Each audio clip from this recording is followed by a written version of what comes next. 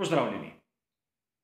Zadnji aerodinamični stabilizator in njegovo upogibanje pri ekipi Red Bull je sprožilo kar nekaj vprašanj pri vas sledilcih, zato mislim, da je potrebno dati malce daljši in bolj razdelan odgovor.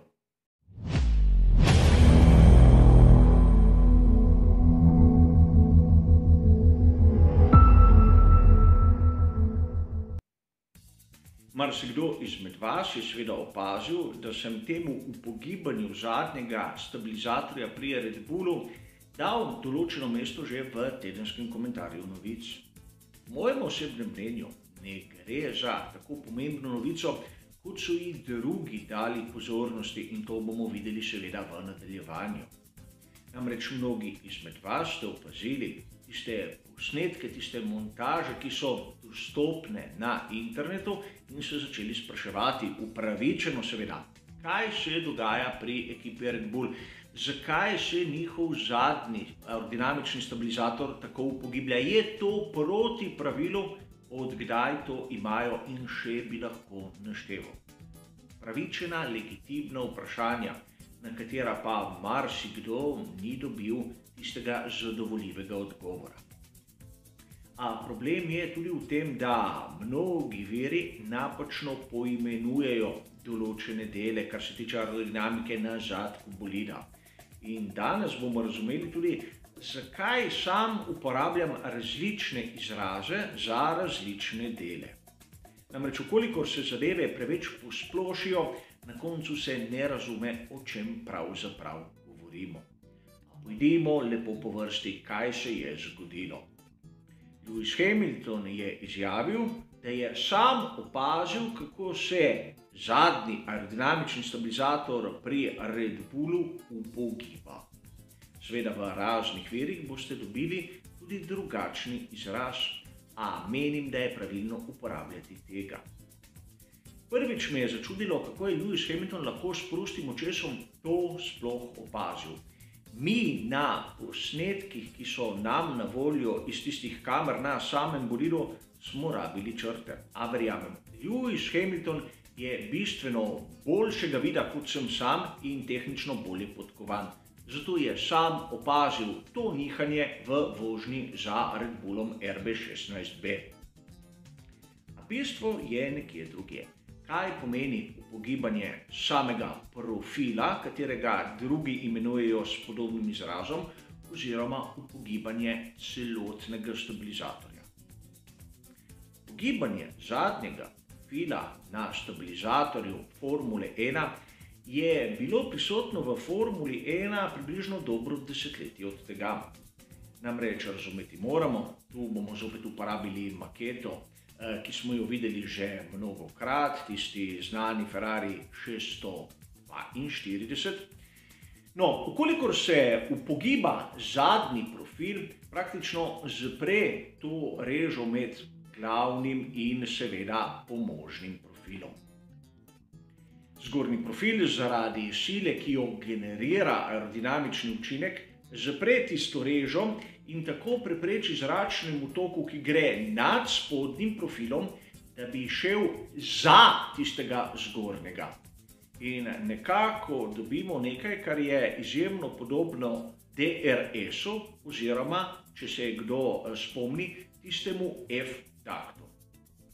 Pri DRS-u in F-taktu tu ne gre samo za zmanjšanje čelnega upora, ko se dvigne tisti zgornji profil. O tem smo že govorili v posebnem prispevku, imate bližnjico kot ponavadi v opisu, kolikor koga to zanima. A to upogibanje samih profilov je v osnovi izjemno nevarno, kajti niso znali inženirji dobiti neke metode, ki bi predvidljivo nekako omogočila, da bi se nato tista reža zopet odprla. Zaradi varnosti v tehničnem pravilniku FIA imamo tako imenovane distančnike, v angleščini separators. Ti so točno določeni v poglavju 3 pod poglavje 6.4. In seveda tudi točno so določeni, kako narazen morajo biti tam na zadnjem aerodinamičnem stabilizatorju. in v Formuli 1 danes poznamo dve rešitvi. Najbolj zanimiva je tista, ki jo vidimo pri ekipi Haas. Gre za dva elementa, približno na levi in desni polovici zadnjega aerodinamičnega stabilizatorja. Vidite tiste praktično grbene, ki držijo narazen spodnji in zgornji profil. Pri večini ostalih ekip imamo ta distančnik na sredini, tam približno, kjer je mehanizem DRS-a, ter enega ob levi stranski plošči, drugega ob desni stranski plošči. A ne gre za nič drugega kot za toge elemente, ki držijo tisto razdaljo med spodnjim in zgornjim profilom. Torej, kar se tiče upogibanja samega profila, vidimo, da temu sedaj v Formuli 1 ni tako. Gre za upogibanje tistega nosilca, ki drži zadnji aerodinamični stabilizator, na katerega so tudi pritrjeni profili, da ne bo pomot. A gre za to, da se cel element, ki ga vidimo tu zadaj, praktično upogne nazaj. Kolikor se upogne nazaj, nam je jasno, da se tudi profil nevidno spusti in seveda hitreje, kot gre bolid po ravnini, višja je sila na sam stabilizator oziroma nosilec in ta se lažje upogne nazaj, ker na ravnini ne rabimo aerodinamičnega oprijema, imamo zaradi tega zmanjšan zračni upor in bolid v teoriji bi moral biti hitrejši. Kot sem povedal, uporablja se podobna načela, kot jih vidimo pri DRS-u oziroma F-daktu, a tokrat malce drugače od tistega, kar sem povedal prej. In seveda, tudi glede tega upogibanja vseh aerodinamičnih elementov, imamo v Formuli 1 pravilnike notri v tehničnem sektorju in tudi komisarji redno gledajo, kako so ti elementi togi. Ne samo na zadnjem stabilizatorju, ampak tudi na sprednjem. Naprimer, leta 2011 je bil Red Bull, ki je vpeljal sprednji stabilizator, ki se je upogibal, poudajo. A če koga zanima kot zanimivost, aerodinamični profili morajo biti togi od leta 1969 in ne samo profili, tudi stabilizatorji. A zanimivo je nekaj drugega. Namreč Lewis Hamilton je videl pri nasprotnikih, da nekaj tam zadaj ni v redu. Zanimivo je to, da je FIA izjemno hitro reagirala. 2 oziroma 3 dni zatem, ko je Lewis Hamilton to opazil, so že izdali tehnična navodila 18/21. In seveda v tem delu je točno specificirano, kako bodo po novem na veliki nagradi Francije gledali zadnji aerodinamični stabilizator. In seveda, FIA nikoli ni bila tako hitra pri odločitvah. Zato je lahko vsakomur jasno, da se je nekaj kuhalo na tem področju že prej. Komisarji oziroma tehnični delegat pregleduje zadnji del bolida z 2 testoma. Prvi je tak, da postavi utež navpično na te profile in te imajo točno določeno toleranco, koliko se lahko dajo. In drugi test je tisti, kjer se upne določeno težo na profile in jih nekako poskuša zviti navzdol. Podobno tistemu, kar smo rekli, da se dogaja na sami progi. Seveda, s tehnično direktivo 18/21 oziroma novimi navodili se bodo te testi spremenili, postali malce bolj strogi. In če pogledamo tisto 3. poglavje, 8. točko, bomo videli, da pravilnik to dovoljuje. Do takrat imamo še 3 dirke, Monako, Azerbajdžan in Turčijo, seveda, če bo izvedena. A mnogi se sprašujete sedaj, kaj pravzaprav to pomeni. Kot sem povedal, že najmanj na veliki nagradi Portugalske in sedaj na veliki nagradi Španije so pri FIA točno gledali, koliko se podajajo tudi zadnji aerodinamični elementi. Pregledali so na portugalskem Alfa Taurija Pierra Gaslija in v Španiji McLarena Landa Norrisa. Ne mislite si, da samo pri Red Bullu znajo. Pri FIA so se odločili narediti korak naprej, da bi nekako preprečili neke skrajnosti pri iskanju ukrivljenja pravil.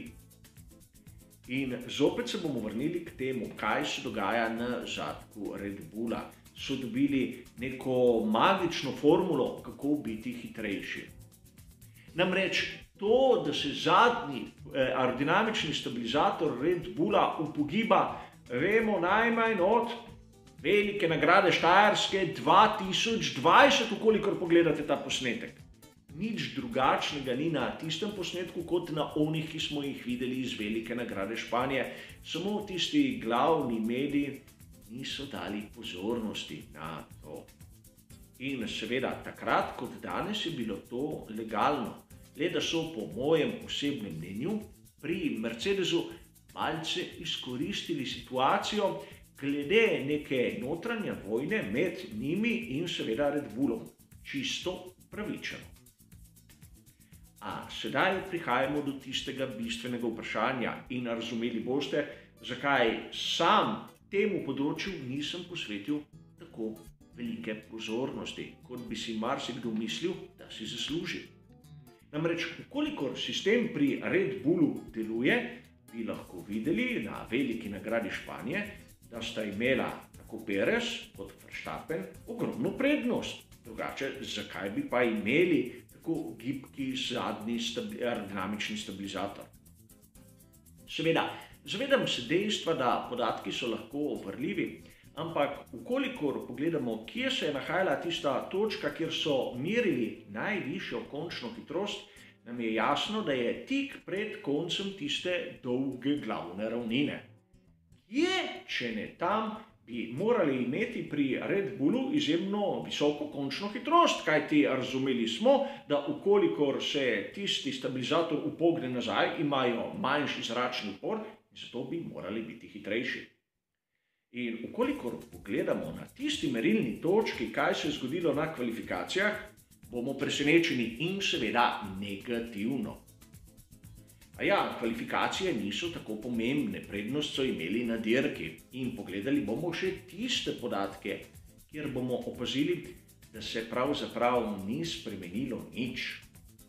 Torej, sedaj smo prišli do ugotovitve, da karkoli imajo pri Red Bullu tam na zadnjem stabilizatorju, pravzaprav ne vem, če deluje. In če ne deluje, ne bo nobene škode, ukolikor tehnična direktiva 18/21 bo zahtevala malce bolj tog nosilec. A seveda na raznih virih lahko beremo različne zgodbe.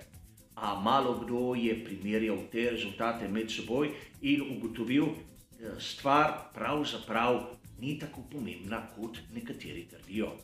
A seveda, kot običajno, moje osebno mnenje, moja analiza, vam se pa zahvaljujem za vašo pozornost in seveda vam voščim lep dan.